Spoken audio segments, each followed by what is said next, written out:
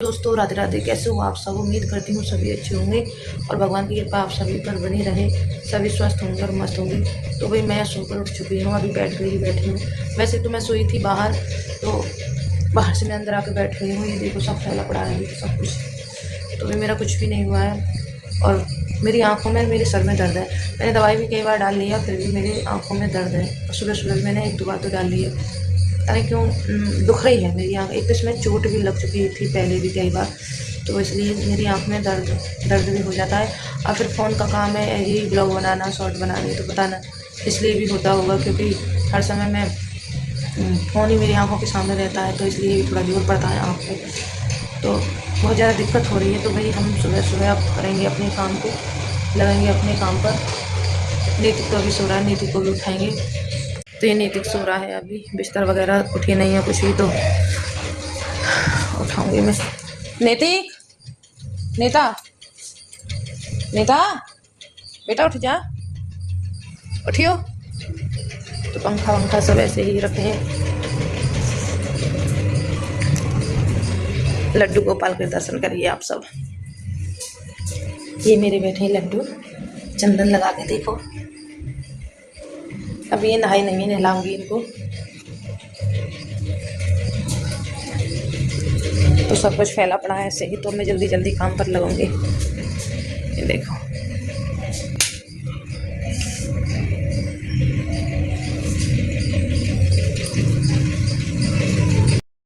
तो वही यहाँ पर लग गए हम अपने काम पर। तो नीतिक को उठा रही थी, उनका नीतिक उठ जा। अभी आपने पहले भी सुना था, तो नीतिक सो रहा था, तो ये बाद में उठा था, तो इसने मैंने अपना बिस्तर भी उठा दिया था। उनका पहले मैं अपना बिस्तर उठा लूँ, ये सो रहा है। कभी कभी ऐसे लगता है, पता नहीं बच्चों को उठाने के लिए, उठाने का मतलब काम होता है तो उठाना भी पड़ता है, दिन ज़्यादा निकल ही आता है, पर कभी कभी ऐसा लगता है सोने दूँ। ऐसे होता है कभी कभी, माँ का तो आप समझते हो कि ऐसे ही होता है। तो नीतिक सो रहा था, मैंने कहा बेटा उठ जा। तो ये बाद में उठा था, तो मैं इतने अपना बिस्तर वगैरह सब उठा के रख आई थी।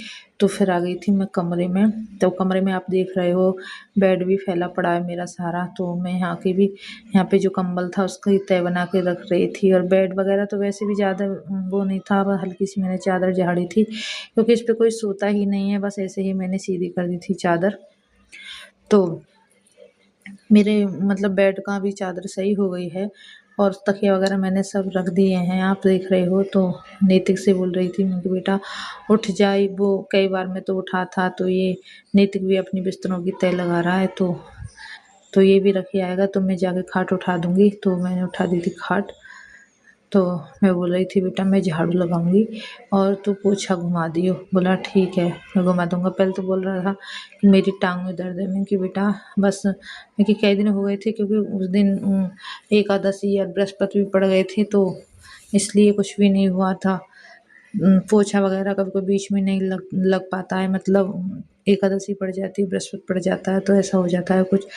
तो मेरे कपड़े बहुत सारे हो रहे थे, कई दिन के हो रहे थे। तो मैं पहले कई दिन पहले भी सोच रही थी, मैंने कि हाथ से निकाल दूँ। तो ज़्यादातर कई बार ऐसा होता है कि मैं हाथ से भी निकाल देती हूँ, तो मुझे मशीन लगानी नहीं पड़ती, क्योंकि मशीन में चाहिए बहुत सारा पानी, क्योंकि हमारी टंकी नहीं है। तो कभी कभी नल से भी खींचना पड़ता है, और सरकारी टंकी आ जाती हैं तो हम उससे भी भर लेते हैं पानी। तो टाइम पे तो नहीं आती हैं सरकारी टंकी, सुबह और शाम आती हैं, तब तक हम भर नहीं पाते हैं। तो जल्दी आ जाती है सुबह को भी, और शाम को बहुत ज़्यादा लेट आती है, तो इसलिए। तो एक टब भर रहा था पानी, तो मैंने कहा एक टब तो इसमें डाल दे और बाकी नल से खींच के डाल देंगे।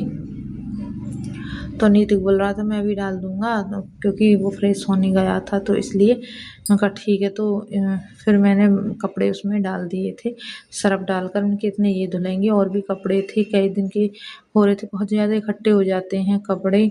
और कई दिन में मशीन लगाओ तो फिर ऐसे ही होता है। तो मशीन में तो वही टाइम लगता है, पर एक फ़ायदा ये है कि मशीन में कपड़े डाल दो और काम करते रहो, तो ये फ़ायदा है इस मशीन में। तो मशीन से बस इतना ही फ़ायदा, बाकी तो बहुत ज़्यादा टाइम लगता है। तो मैं आ गई हूँ यहाँ पर झाड़ू लगाने के लिए। तो इधर कपड़े धुल रहे हैं, इधर मैं झाड़ू लगा रही हूँ। तो भाई दिन निकलते ही इतनी तेज़ धूप तपती है कि बस क्या बताऊँ तुम्हें, आपको भी पता होगी बहुत ज़्यादा गर्मी पड़ रही है। अब तो बहुत ही ज़्यादा, शुरू-शुरू में तो ये लगता था पता नहीं गर्मी आएगी या नहीं आएगी, क्योंकि बारिश वगैरह से हो रही थी तो ठंडक थी। तो हम सोच रहे थे पता नहीं गर्मी नहीं आती दी है अब तो गर्मी अब खूब भयंकर वाली पड़ रही है गर्मी, तो कोई कमी नहीं है गर्मी में। आप महसूस कर रहे होंगे तो आपको भी बहुत ज़्यादा गर्मी लगती होगी। तो भाई यहाँ पे लगा रही हूँ मैं झाड़ू, कमरे में तो मैं लगा के आ गई हूँ, रसोई में और पूजा वाले कमरे में भी लगा दिए झाड़ू। तो ये नीतिक आ गया है पोछा लेकर, तो मैं कह रही थी ला मैं लगाऊँ पोछा, तो ये कह रहा था मैं राशन लेने के लिए जाऊँगा। तो मैं कह रही थी ला मैं लगाऊँ, बोला ना मैं लगा दूँगा। तो कुछ ऐबदारी भी करता है सुबह-सुबह, तो मैं इसे डाँट भी रही थी। मूड ख़राब कर देता है ये लड़का, ऐसा है सुबह-सुबह।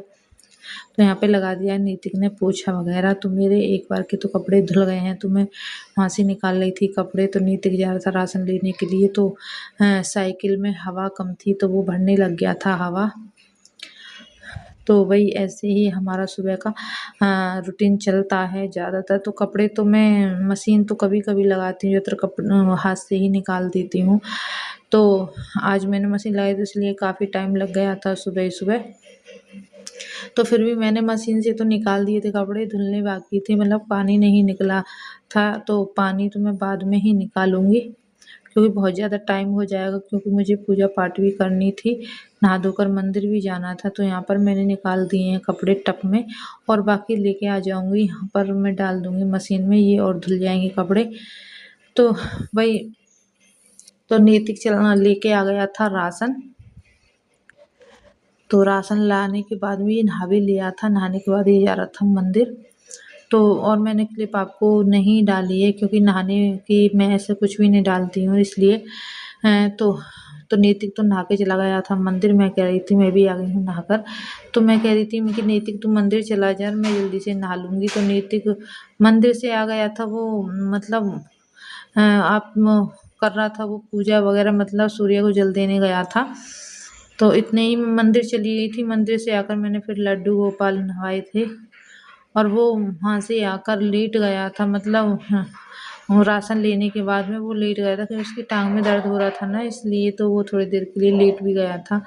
तो मैं कह रही थी कोई बात नहीं, मैं मंदिर से आकर मैं लड्डू गोपाल को नहलाऊँगी, मैं श्रृंगार वगैरह मैं कर दूँगी।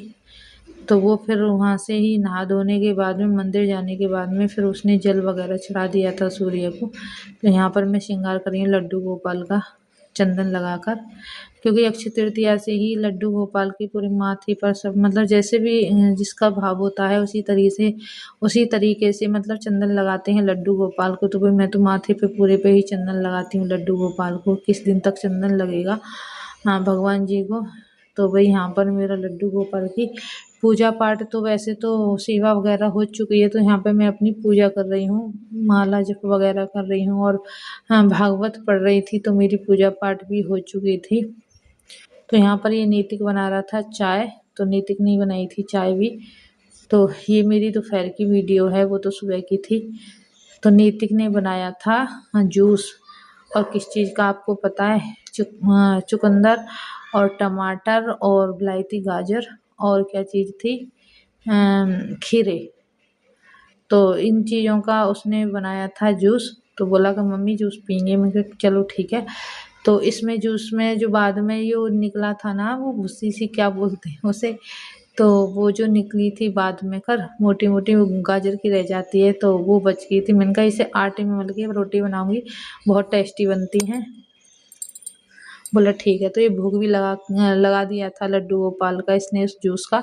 तो मैं आ गई थी बाहर, तो मैंने कहा चलो ये सारी सब्जी फैली पड़ी हैं, सूखी पड़ी हैं, मैं लाई थी उस दिन सब्जी कई सारी भी। तो मैंने ये रख दी थी टोकरी में, मतलब टोकरी क्या इसमें उसमें रख दी थी, फ्रीज में रख दी थी, क्योंकि ये सूख जाती बेकार हो जाती है, और गर्मी तो बहुत ज़्यादा पड़ ही रही है।